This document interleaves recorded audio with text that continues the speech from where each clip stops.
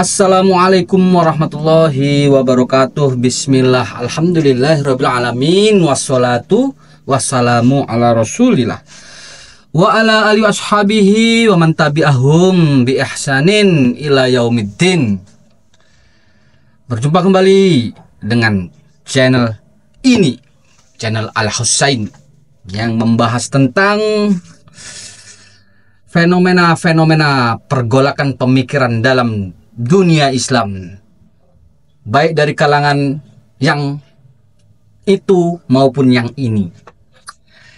Kali ini saya akan menanggapi sebuah berita yang mengejutkan. Memang berita ini sudah ditanggapi ya oleh youtuber lain ya, tapi saya ingin berkomentar dan bersukaria dan berbahagia berkaitan kepolisian. Densus 88 mengundang Ustadz Salafi yang digelari Wahabi. Aduh, muka ditaruh di mana tuh orang-orang yang menjadi maskot di balik kebencian, provokator berkaitan orang-orang yang mengatakan bahwa Wahabi adalah teroris. Yaitu orang-orang hebat ya, orang-orang yang katanya intelektual, orang-orang yang terpasung kepada suatu pemikiran yang anti terhadap kelompok lain, yang seolah-olah kelompoknya ini adalah maha suci, maha benar, melebihi kebenaran itu sendiri. Nggak taunya mereka termakan oleh perkataannya sendiri, pemikirannya sendiri. Itulah sehebat-hebat orang membuat makar terhadap dakwah tauhid, mengesahkan Allah. Tauhid itu mengesahkan Allah, satu-satunya dakwah dalam Islam yang mengutamakan yang sama, yaitu misinya dengan para nabi adalah dakwahnya Nabi Muhammad Salafi yang digelari Wahabi, yaitu dakwahnya para anbiya, dakwah tauhid, mengesahkan Allah. Tuh,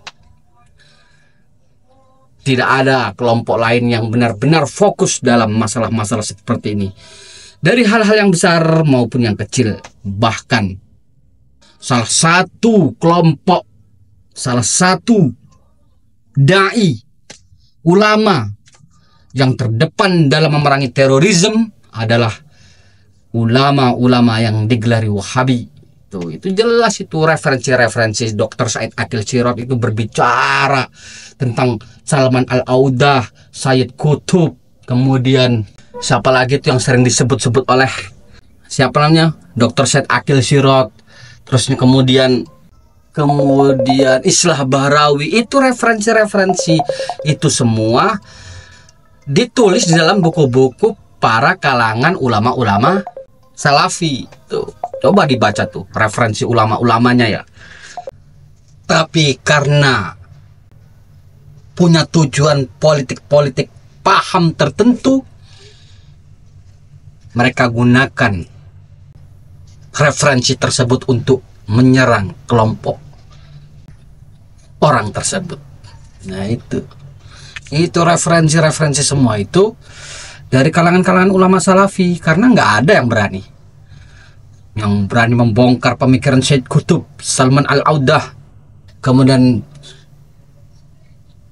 ya Syafar Al-Hawali atau siapa itu banyak itu yang dari Mesir.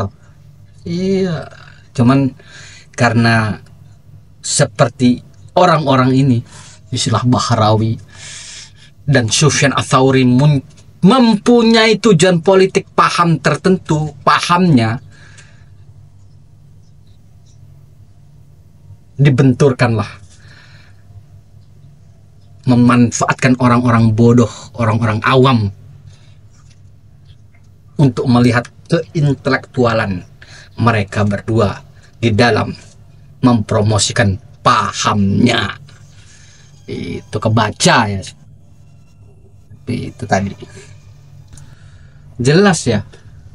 Tapi cerita kemarin yang di desa saya ya, di kabupaten saya ada. Itu teroris tuh ketangkep ya. Tetangga desa saya ketangkep. Teroris dari Jawa dia datangan. Yang di Kabupaten Oku Timur. Itu tetangga desa saya tahu orangnya. Itu orangnya hobi datang ke acara-acara yang berakhiran an tuh hobinya tuh, suka datang ke acara yang akhirannya an. Nah, dan dia pernah disuruh membaca yang berakhiran an tadi. Saya tahu orangnya itu ketangkep tuh kemarin tuh. Itu dia nggak berani dengan saya kalau ketemu.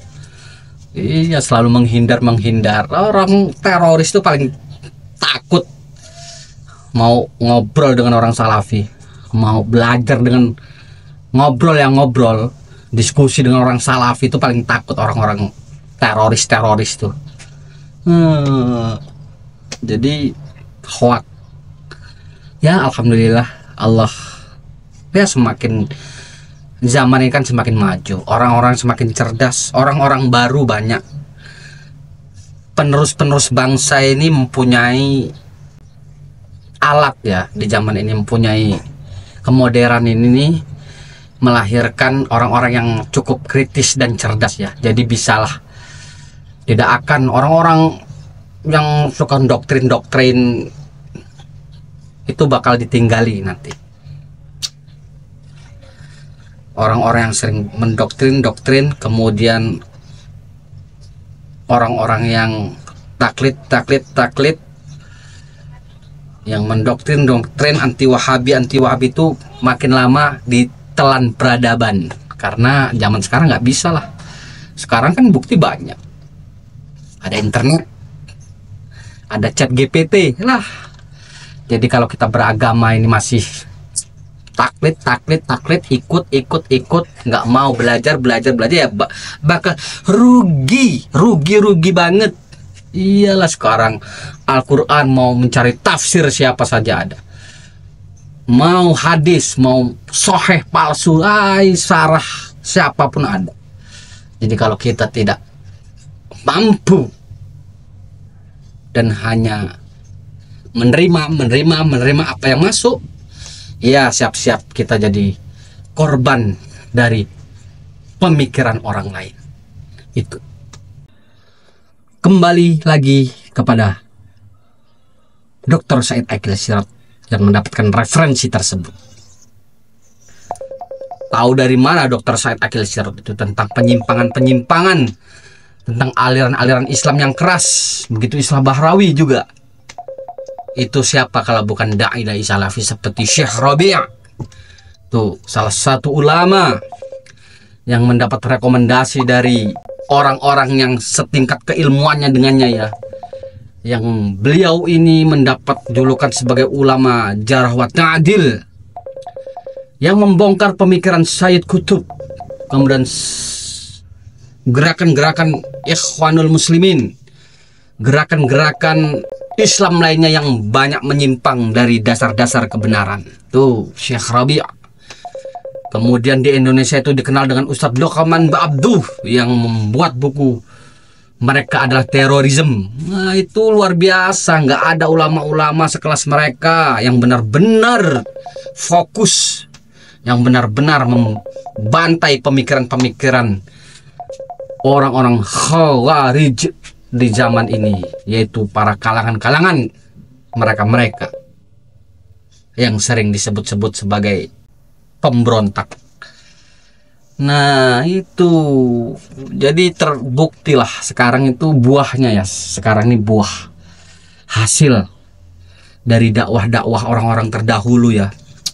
Orang tua sebelum ya, dai-dai salaf terdahulu sebelum ada zaman internet, yang dia tuh berdakwah lewat buku-buku. Sekarang ini terbukti buahnya, hasilnya, bahwa apa-apa yang dipaparkan mereka dan pendukung-pendukungnya dari kalangan Sufyan Ats-Tsauri maupun Islah Bahrawi bahwa Salafi itu bukan seorang terorisme. Wah, luar biasa tuh kan. Tuh. Kita perhatikan. Padahal dulu ya, digempur habis-habisan sampai ya usaha-usaha pengusiran dai-dai Salafi itu ya termasuk upaya-upaya dari kalangan mereka yang mengompori, memanfaatkan kurangnya pengetahuan di kalangan institut tertentu untuk mempengaruhi mereka para petinggi-petinggi, pejabat-pejabat untuk menggembosi bahwasanya Wahabi itu adalah teroris. Tapi sampai sekarang alhamdulillah semakin diterima ya. Itu membuktikan kadang-kadang kita tuh lucu ya mereka itu ya. Lucu-lucunya kayak gini. Apa namanya? Lucunya ya ini menunjukkan kalau orang-orang sering mengikuti perseteruan antara orang-orang yang digelari Wahabi dan orang-orang yang semisal kelompok-kelompok 1926. Itu lucu-lucu ya. Mereka itu sebenarnya mempromosikan bahwasanya ya Salafi itu yang benar dengan kesalahan-kesalahan mereka. Kesalahan-kesalahan dakwah mereka. Itu lucunya ya. Itulah Allah tuh ya kalau membuat makar ya, membalas makar-makar orang yang membuat makar. Wih, luar biasa ya. Ya terbukti. Ya kan? Terbukti banget bahwasanya itu tadi apa namanya, di kalangan polisi itu sebenarnya masih banyak orang-orang yang baik, iya, yang nggak bisa dikompori, iya, yang masih tahu tentang agamanya, tentang akalnya tuh berjalan untuk memahami dai-dai yang mana sih yang benar-benar baik untuk negara kita ini, baik untuk institut-institut negara. Nah itu kan polisi, tentara itu kan bukan orang-orang bodoh ya, akalnya bermain orang-orangnya, jadi bisa membaca yang mana yang benar, yang mana yang salah, itu yang mana yang begini dan begitu. Aduh ya Allah, alhamdulillah ya. Makanya di tempat-tempat saya juga ya ada itu kajian-kajian di markas Brimob itu yang ngisi orang-orang Salafi. Iya, karena memang di Salafi itu ilmu ya, nggak ada satupun gerakan politik ya murni, maksudnya di apa namanya, digerakkan oleh satu orang atau bagian, bukan. Karena memang gerakan murni, gerakan dakwah murni orang-orang yang belajar agama di pondok pesantren maupun di universitas-universitas. Mereka murni ingin menyampaikan pengetahuan-pengetahuannya di saat dia menuntut ilmu di pondok pesantren maupun universitas. Jadi murni ya, nggak ada embel-embel apapun ya. Jadi ya susah lah.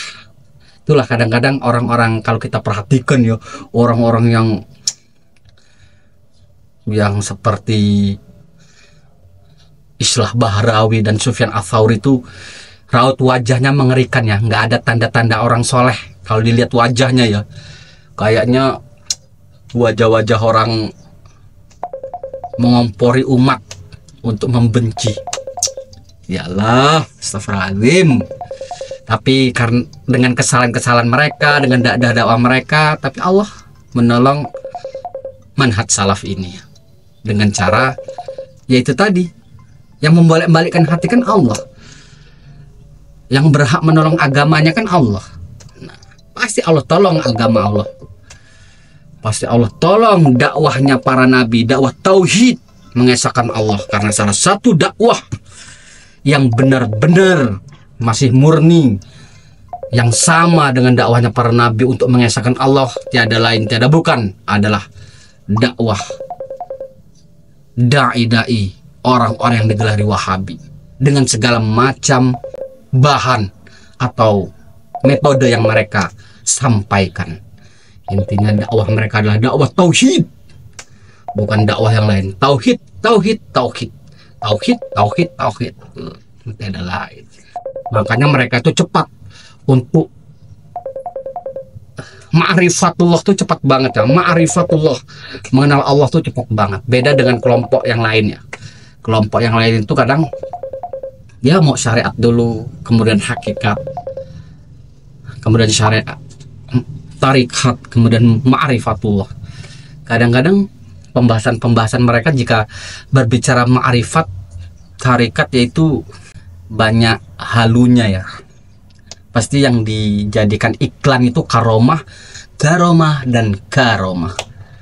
Itu standarisasi mereka ya, untuk bukan ilmu, bukan ilmiah, bukan. Tapi kalau di dakwah salaf, ma'rifatullah, mengenal Allah, ilmu Al-Quran dan Sunnah, iyalah dengan segala macam tuduhan dari ahlul kalam, yaitu mujassimah, musyabihah, itu mah biasa ya.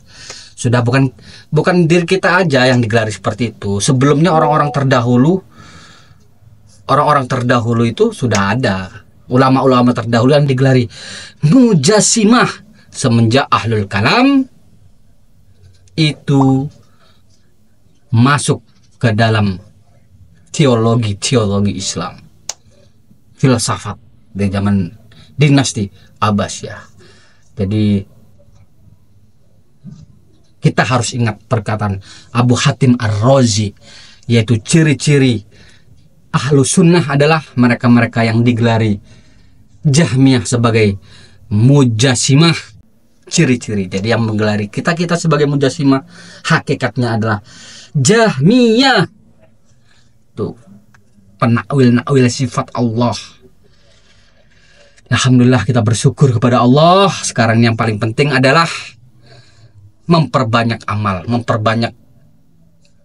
mengamalkan ilmunya ya. Karena memang paling berat itu mengamalkan agama. Kalau menjadi orang yang pintar, orang yang tahu agama itu zaman sekarang mudah. Paham agama, belajar memahami agama ini sekarang mudah. Wah, mudah banget. Mudah ya. Mau apa aja ya. Yang penting ada kemauan untuk belajar dan membaca. Pasti nanti paham agama. Yang paling sudah susah itu adalah mengamalkan agama. Sudah mengamalkan agama, kemudian ada tingkatan lagi, yaitu istiqomah. Itu yang susah. Setelah istiqomah, yang paling susah lagi adalah ikhlas dalam beramal tersebut. Jadi PR orang-orang salaf itu sebenarnya banyak banget. PR-nya banyak banget ya. Jadi kadang-kadang memang wajar iman seseorang itu kan ada yang tinggi, ada yang rendah. Itu biasa. Tingkatan iman seorang itu kan berbeda-beda.